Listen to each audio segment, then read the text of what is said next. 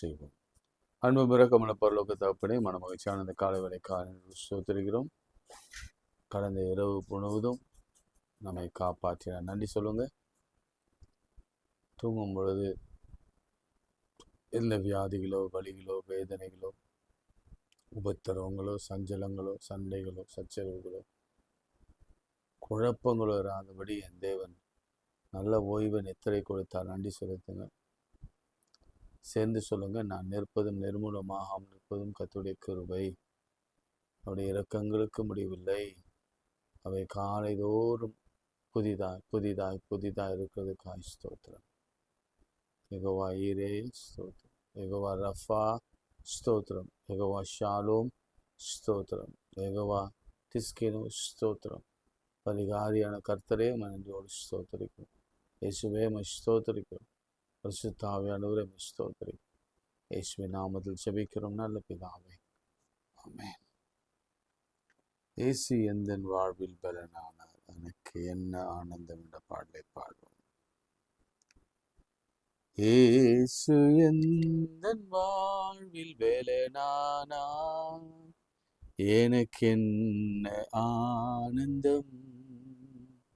இயேசு எந்தன் வாழ்வில் பலனானார், எனக்கு என்ன ஆனந்தம். எந்தன் வாலிப காலமெல்லாம் என் வாழ்க்கையில் துணையானார், என் வாலிப காலமெல்லாம் என் வாழ்க்கையில் துணையானார். உன் நாமமே தழைத்தோங்க நான் பாடுவேன் உமக்காக, என் இதயமே உம்மை பாடும், எந்த நினைவுகளும் அதாகும். என் இதயமே உம்மை பாடும், எந்த நினைவுகளும் அதாகும். இயேசு எந்தன் வாழ்வில் பலனானார், எனக்கு என்ன ஆனந்தம். பெரும் தீமைகள் அகன்றோட, எல்லாம் மாயையும் மறைந்தோட, பெரும் தீமைகள் அகன்றோட, எல்லாம் மாயையும் மறைந்தோட, உமதாவின் அருள் காண வரும் காலங்கள் உமதாகும். எந்த இதயமே உம்மை பாடும், எந்த நினைவுகளும் அதாகும். எந்த இதயமே உம்மை பாடும், எந்த நினைவுகளும் அதாகும். இயேசு எந்தன் வாழ்வில் பலனானார், எனக்கு என்ன ஆனந்தம். இந்த உலகத்தை நீர் படைத்தீர், எல்லா உரிமையும் எனக்கு அளித்தீர். இந்த உலகத்தை நீர் படைத்தீர், எல்லா உரிமையும் எனக்கு அளித்தீர்.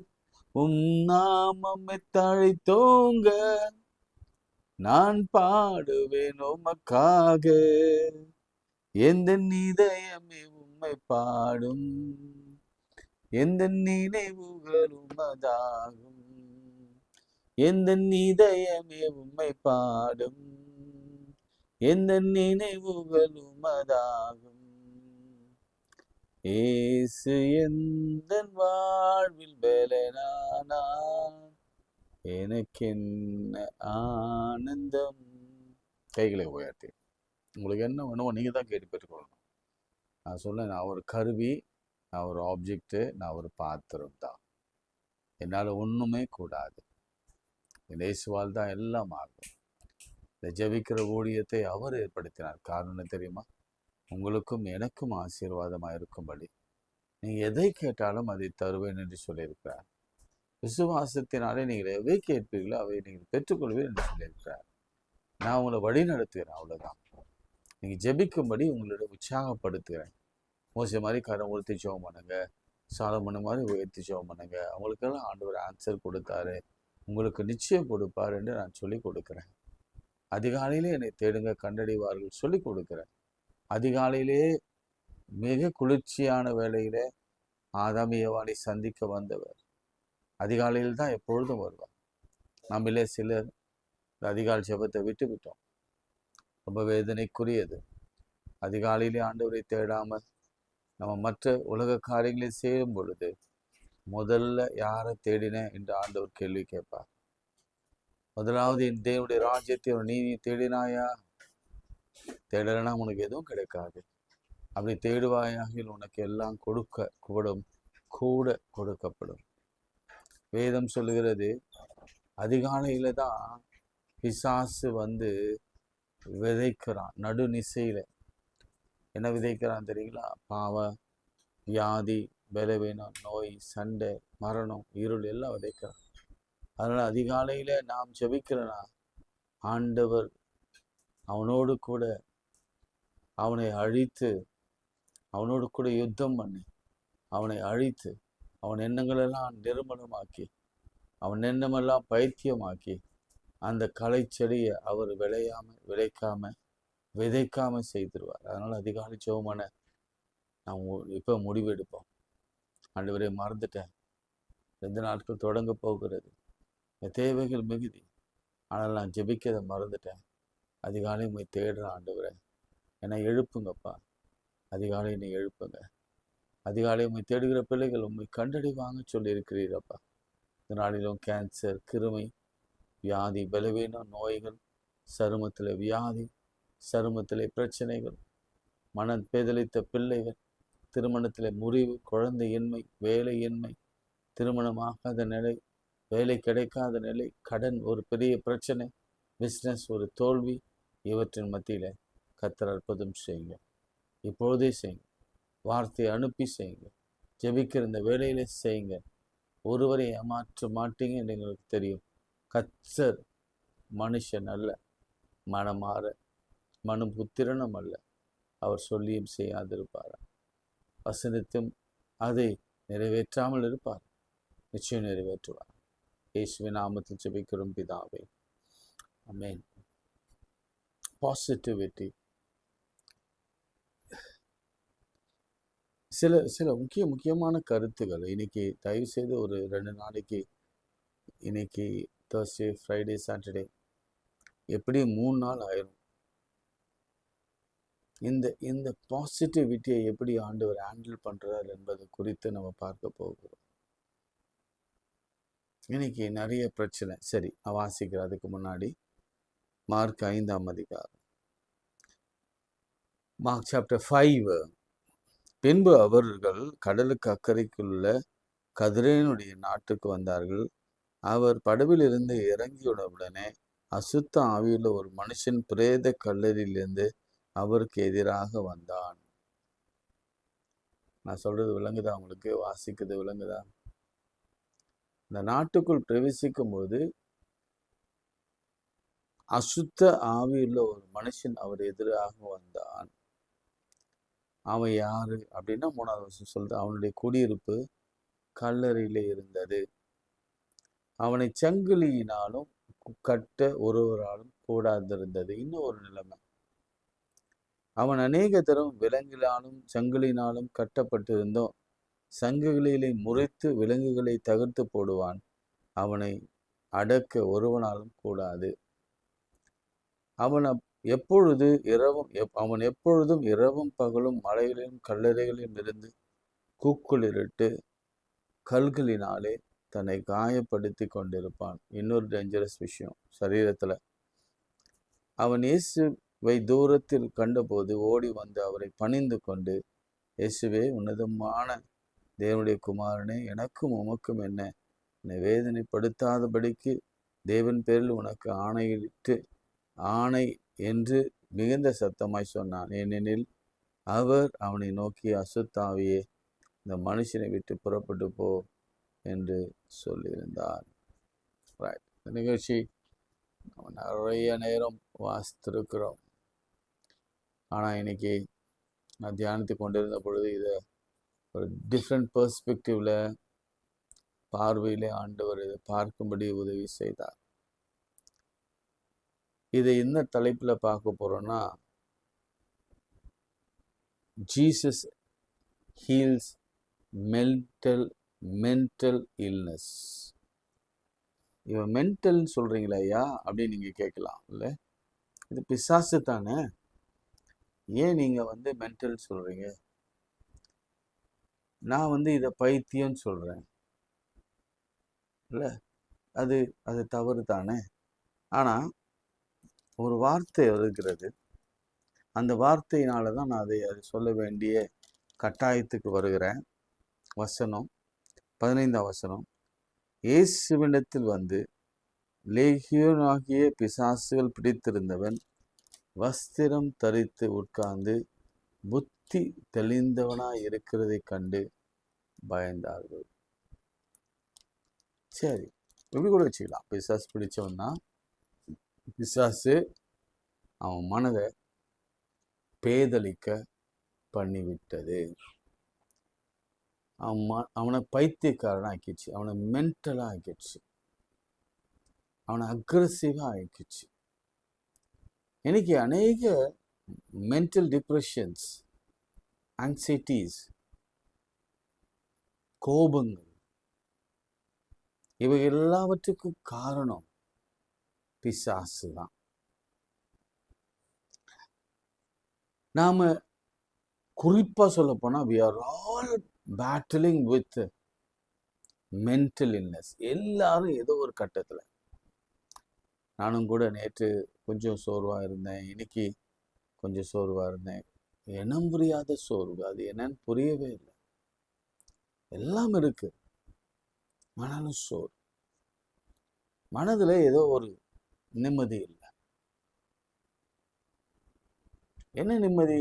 ஒருவேளை யூஸ்வலா மைண்ட்ல பிசாசு கொண்டு வருகிற போராட்டங்கள் என்னவென்று சொன்னால், எதிர்காலம், பிள்ளைகளின் எதிர்காலம், சரீரத்தில் தேவை, திருமணம் ஆகுமா ஆகாதா என்ற ஒரு குழப்பமான கேள்வி வைக்கும்.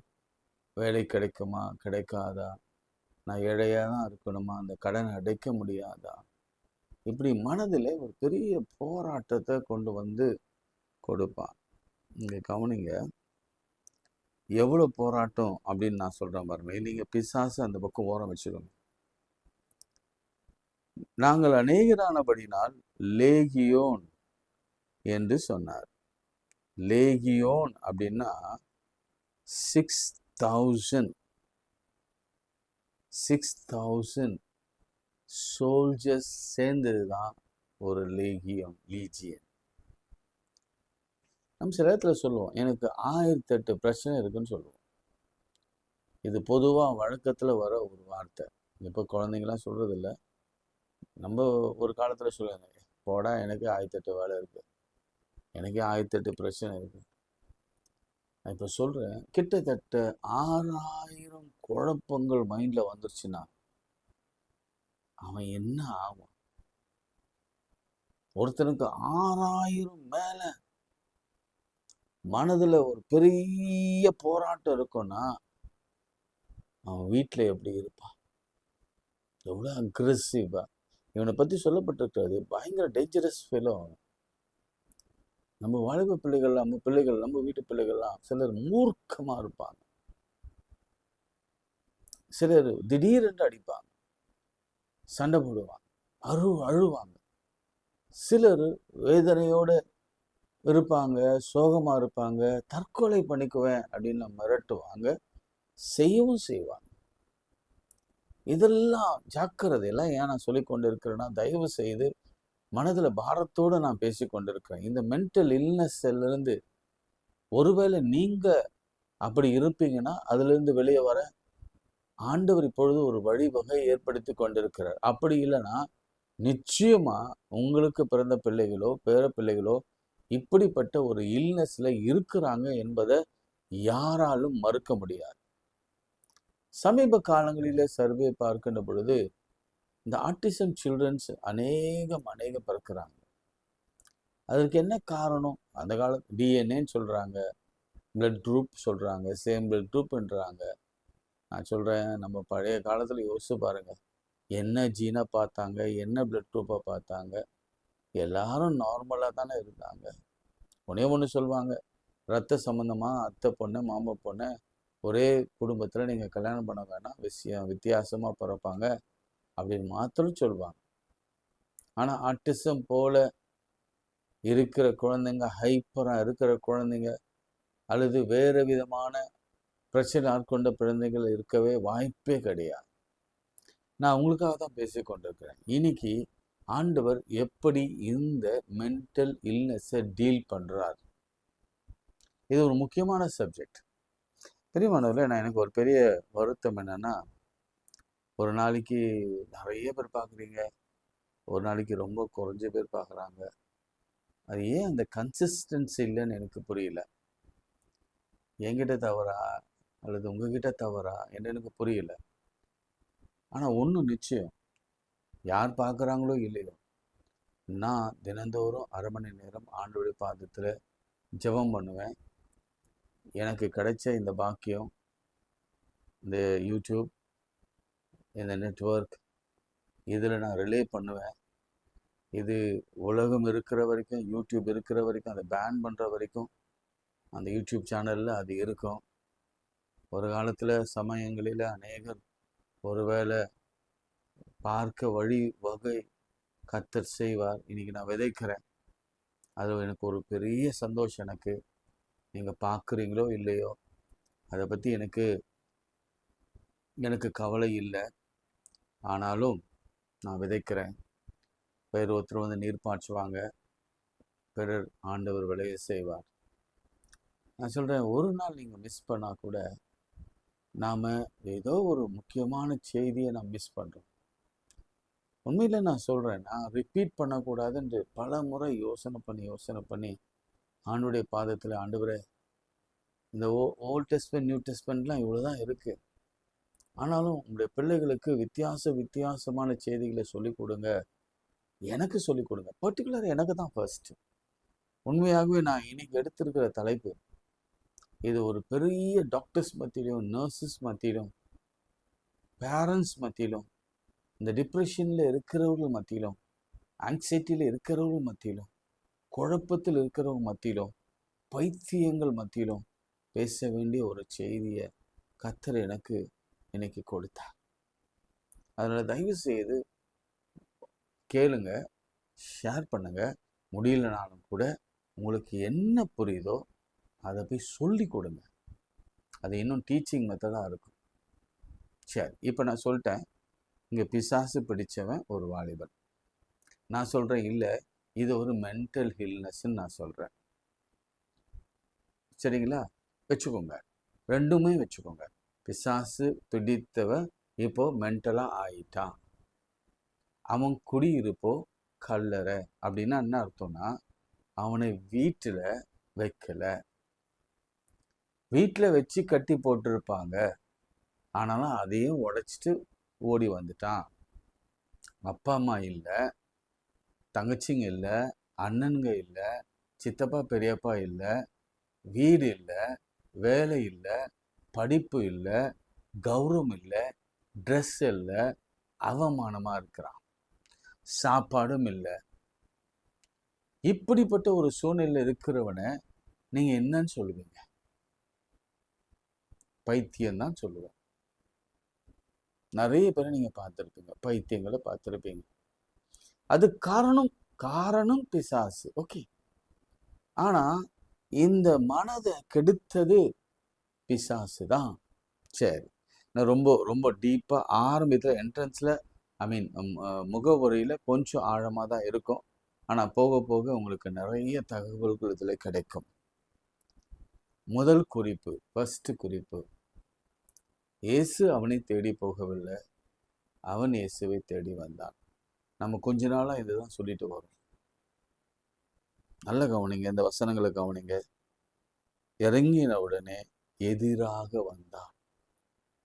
வந்த உடனே அவன் பாருங்க, அடுத்து சொன்னான், கண்டபோது ஓடி வந்து பணிந்து. 6ஆம் வசனம்.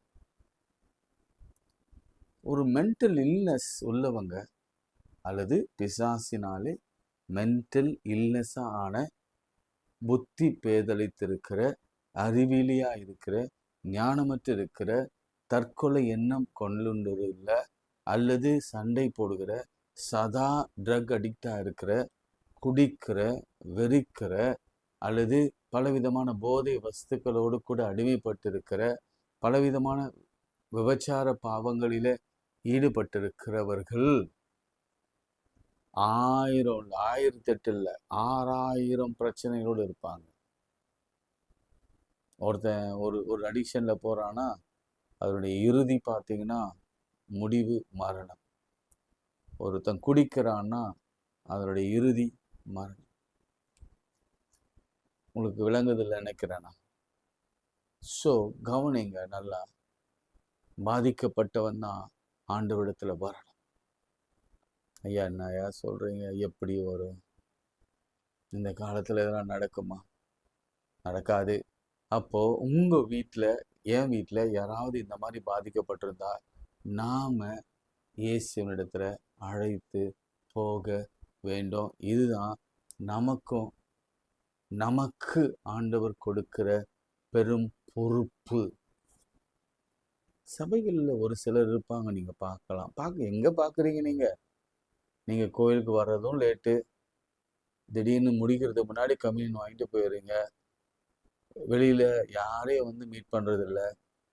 இதுல யாரு டிப்ரெஷன்ல இருக்கிறா, யாரு பிரச்சனையில் இருக்கிறா, யாரு அழுத்தத்தில் இருக்கிறா, யாரு குழப்பத்தில் இருக்கிறா, யார் டிவோர்ஸ் பண்ணிட்டு இருக்கிறா, யாரெல்லாம் இந்த மாதிரி தற்கொலைக்கு அல்லது தோல்வி அடைந்திருக்கிறாங்க, தோல்வி அடைந்து படிப்பெல்லாம் விட்டுட்டு இருக்கிறாங்க, இதெல்லாம் பார்க்கறதுக்கு நமக்கு பார்வையே இல்லைல்ல. எனக்கு முடிவு பண்ணுங்க, உங்க வீட்டில் இல்லைனாலும், நீங்களா இல்லைனாலும், நீங்க தேடி கண்டுபிடிச்சிட்டு போயிட்டு அப்படிப்பட்டவங்களை ஆண்டவரிடத்துல கொண்டு வாங்க. பெட்டர், ஒரு அழகா எழுதுறேன் நானு, Jesus is bigger and Jesus is better and Jesus is the best in this world. இந்த 3 வார்த்தை, பெட்டர், பிகர், எல்லா பிரச்சனைகளுக்கும் மேலான சொல்யூஷன் உடைய ஒருவர் இருக்கிறார். ரொம்ப மென்டல் ஆயிட்டாங்க, நீங்க போய் அந்த ரீஹபிலிட்டேஷன் சென்டர்லையோ, ஆல்கஹாலாக இருக்கிறாங்க, அவங்கள திரும்ப டி அடிக்ஷன் சென்டர்லேயோ குடிக்கிறாங்க, வெடிக்கிறாங்க, அவங்க டி அடிக்ஷன் சென்டர்லேயோ கொண்டு போய் விடுகிறது நல்லது, அது தவறல்ல. அதெல்லாம் அதை பற்றி நான் டிஸ்கஸ் பண்ண போகிறேன். ஆனால் முதலாவது ஆண்டவரை நோக்கி ஓடி வர வேண்டும். அழைச்சிட்டு வாங்க, கூட்டிட்டு வாங்க, அவங்கள வற்புறுத்தி அழைச்சிட்டு வாங்க. ரெடிமஸில் ஒரு அம்மா ரொம்ப டிப்ரெஷனில் இருந்தாங்க. அவங்க வீட்டுக்கு நான் ஹவுஸ் விசிட்டிங் அடிக்கடி போவேன், சிக் கம்யூனியன் கொடுப்பேன். அப்போ போகும்பொழுது அவங்க கல்யாணம் ஆகி 2 டாக்டர்ஸ் வீட்டில் இருக்காங்க, 2 மகளும் டாக்டர்ஸ். அவங்க ஹஸ்பண்டு டாக்டர் அண்டு 2 பிள்ளைகளுடைய ஹஸ்பண்டும் டாக்டர்ஸ் தான். ரொம்ப நாளாக கோயிலுக்கு வராமல் போகும்போதெல்லாம் ஒரு நைட்டி போட்டுட்டு அவங்கள பார்த்தாலே நீங்கள் சொல்லிடலாம், அவங்களுக்கு ஒரு வேலைக்காரி இருக்கிறாங்க, வயசான டாக்டர் அப்பா, டாக்டர் அம்மா. அவங்களுடைய தம்பி அவர் கொஞ்சம் மென்டலி இல், அவருடைய ஒய்ஃபு, அவருடைய குழந்தை, அந்த குழந்தை ஆட்டிசம் சைல்டு. இது எதனால் என்ன நமக்கு தெரியாது, இது கேன்சர் எனக்கு தெரியல. பட் நான் அவங்களுக்கு போகும்பொழுதெல்லாம் நான் சொல்வேன், இங்கே இருப்பதில் உங்களுக்கு ஒரு பிரயோஜனமும் இல்லை, நீங்கள் ஆலயத்துக்கு வாங்க. வரவே இல்லை அப்படின்னு இருந்த நிலைமை. நான் சொன்னேன், எப்படியாவது நீங்கள் கூட்டிகிட்டு வந்துடுங்க. அவங்க வேலைக்காரிகிட்ட சொன்னேன், அம்மா நீங்கள் எப்படியாவது அவங்கள ரெடி பண்ணி அவளை கூட்டிகிட்டு வாங்க. அப்பா அம்மா கிட்டே சொன்னேன், நீங்கள் எப்படியாவது ரெடி பண்ணி கூப்பிட்டு வாங்க. அடுத்த வாரமே இங்கிலீஷ் சர்வீஸில் 7 மணி சர்வீஸில் ரொம்ப அழகாக ட்ரெஸ் பண்ணின்னு உட்காந்துருந்தாங்க. அதன் பிறகு ஷி வாஸ் வெரி ரெகுலர்.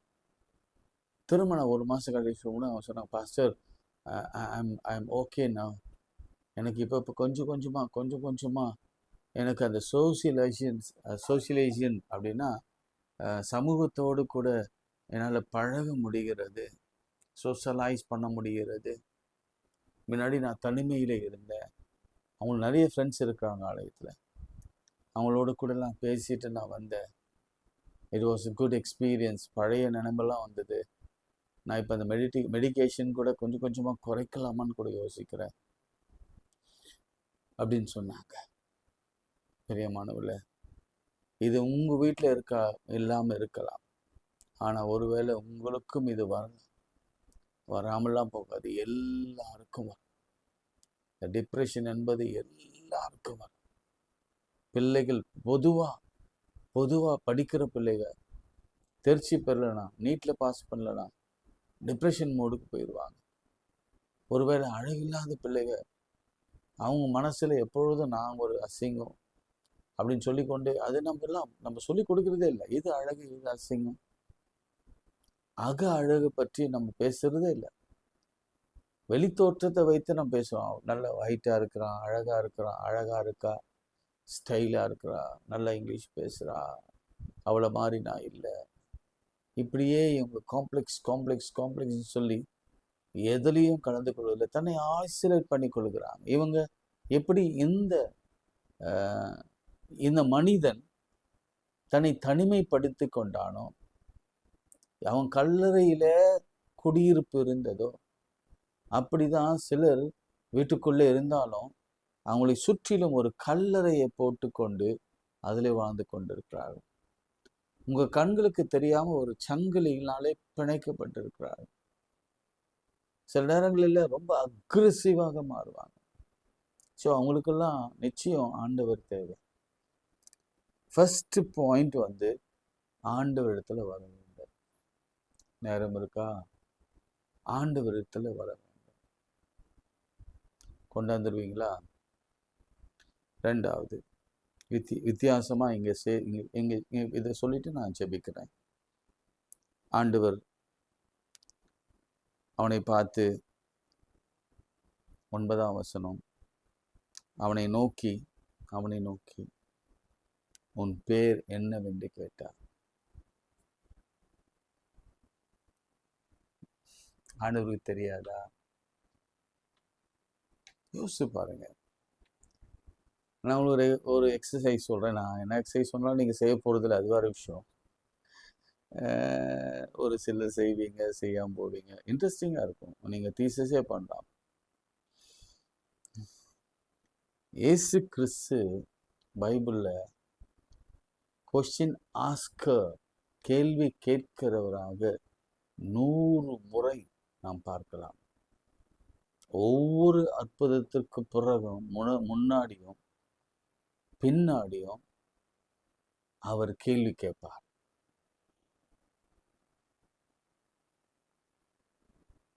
கேட்பாருங்க, கேள்வி கேட்பார். சுகம் பெற விரும்புகிறாயா? நான் ஏன் உனக்கு சுகம் கொடுக்கணும்? என்னை தொட்டது யாரு? இந்த மாதிரி 100 இருக்கு. யாராவது தீசஸ் பண்றீங்களா? பைபிள் காலேஜ் படிக்கிறவங்க 100 இருக்கு. Question asker. Jesus is a question asker. அவர் பதில் சொல்றவர், பதில் கொடுக்கிறவர். Yes, answering God. நாம் கேட்ட பதில் கொடுப்பார். ஆனாலும் கேட்பதற்கு முன்பாக, அல்லது நாம அவரிடத்துல நாம கேட்டதை பெற்றுக்கொள்வதற்கு முன்பாக சில கேள்விகள் நமக்கு முன்பாக வரும். Are you okay? பாவம் செய்யாதிருப்பாயாக. என்ன செய்த? அதாமே நீ எங்க இருக்க?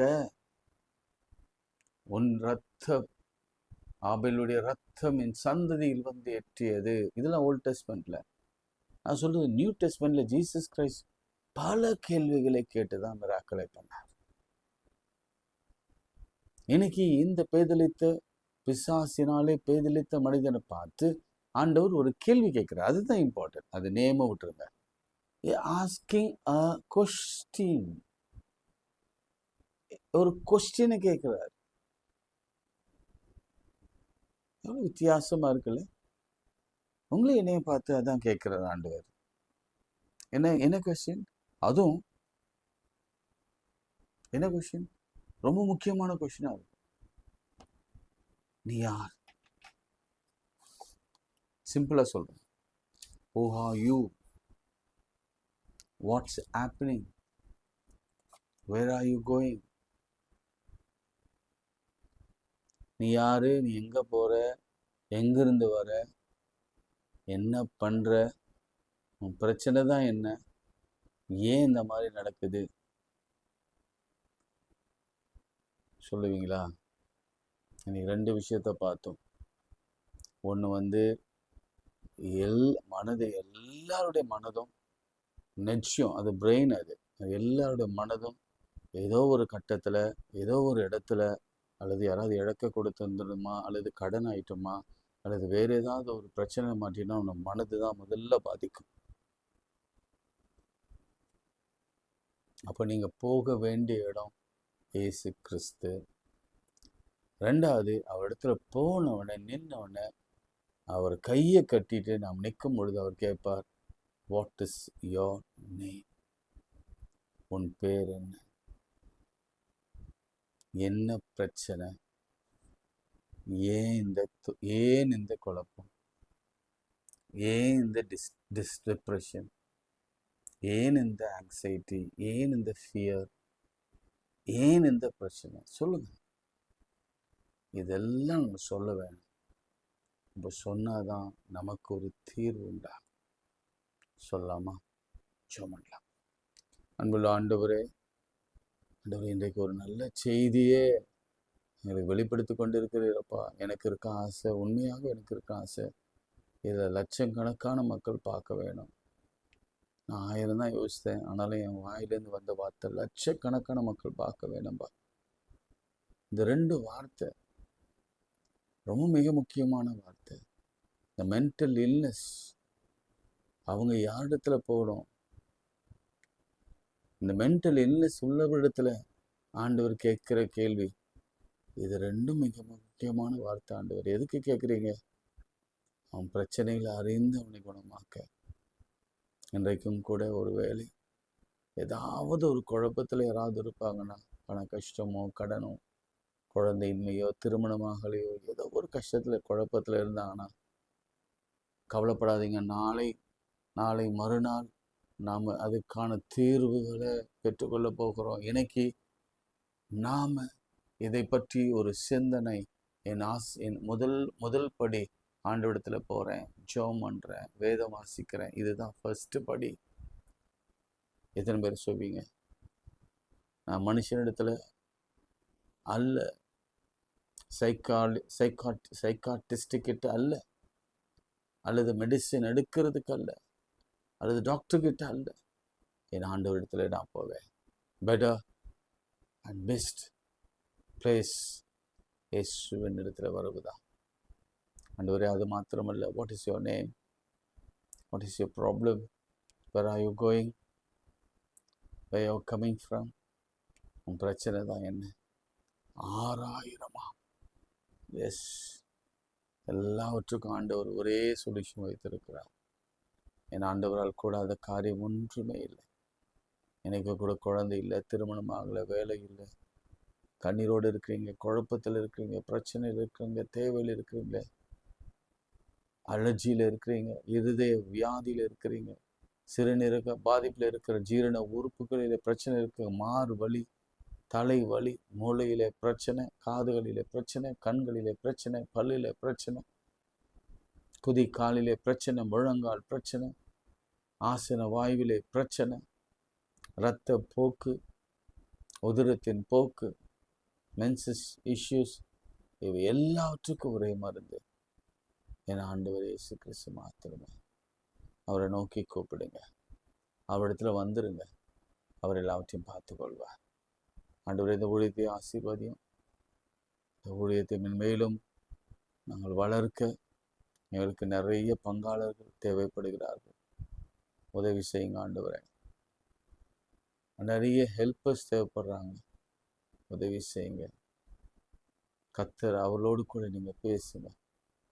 உலகமெங்கும் இதை கொண்டு போகிறோம். இயேசுவின் நாமத்தில் செபிக்கிறோம் பிதாவே, ஆமென். நமது ஆண்டவராகிய இயேசு கிறிஸ்துவின் கிருபை, பிதாவாகிய தேவனுடைய அன்பு பரிசுத்தாவின் ஐக்கியம் நம் அனைவரோடு மீண்டும் மீண்டும் சதா நிலைத்திருப்பதாக. ஆமென். God bless you.